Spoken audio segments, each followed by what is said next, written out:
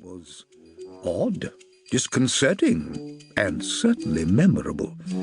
A fair indication of all that was to come. This was the great turning point of my life. I had never had literary ambitions.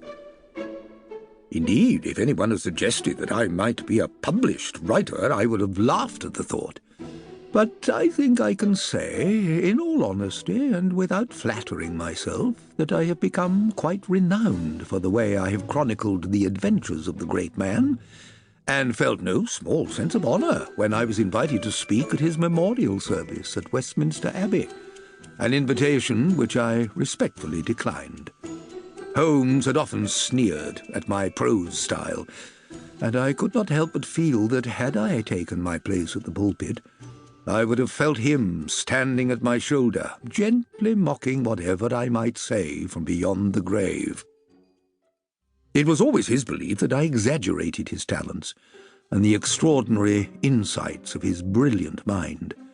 He would laugh at the way I would construct my narrative so as to leave to the end a resolution which he swore he had deduced in the opening paragraphs. He accused me more than once of vulgar romanticism and thought me no better than any Grub Street scribbler. But generally I think he was unfair. In all the time that I knew him, I never saw Holmes read a single work of fiction, with the exception, that is, of the worst items of sensational literature. And although I cannot make any great claim for my own powers of description, I am prepared to say that they did the job, and that he himself could have done no better. Indeed, Holmes almost admitted as much when he finally took pen to paper and set out, in his own words, the strange case of Godfrey Emsworth. This episode was presented as The Adventure of the Blanched Soldier, a title which in itself falls short of perfection in my view, for blanching would surely be more appropriate to an almond. I have, as I say, received some recognition for my literary endeavours, but that, of course, was never the point. Through the various twists of fate, which I have outlined, I was the one chosen to bring the achievements of the world's foremost consulting detective to light, and presented no fewer than 60 adventures to an enthusiastic public.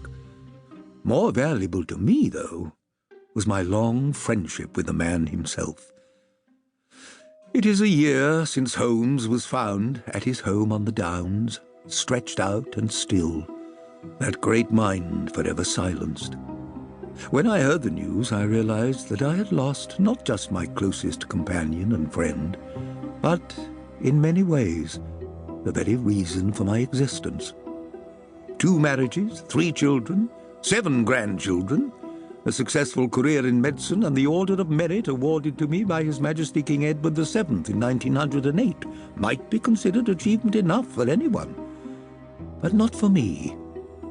I miss him to this day, and sometimes in my waking moments I fancy that I hear them still, those familiar words. "The game's afoot, Watson." They serve only to remind me that I will never again plunge into the darkness and swirling fog of Baker Street with my trusty service revolver in my hand. I think of Holmes often, waiting for me on the other side of that great shadow which must come to us all. And in truth, I long to join him. I am alone. My old wound plagues me to the end, and as a terrible and senseless war rages on the continent, I find I no longer understand the world in which I live. So, why do I take up my pen one final time? To stir up memories which might better be forgotten. Perhaps my reasons are selfish. It could be that, like so many old men with their lives behind them, I am seeking some sort of solace.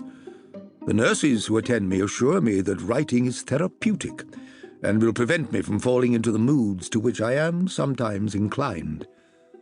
But there is another reason, too. The adventures of the man in the flat cap and the House of Silk were, in some respects, the most sensational of Sherlock Holmes's career. But at the time it was impossible for me to tell them, for reasons that would become abundant.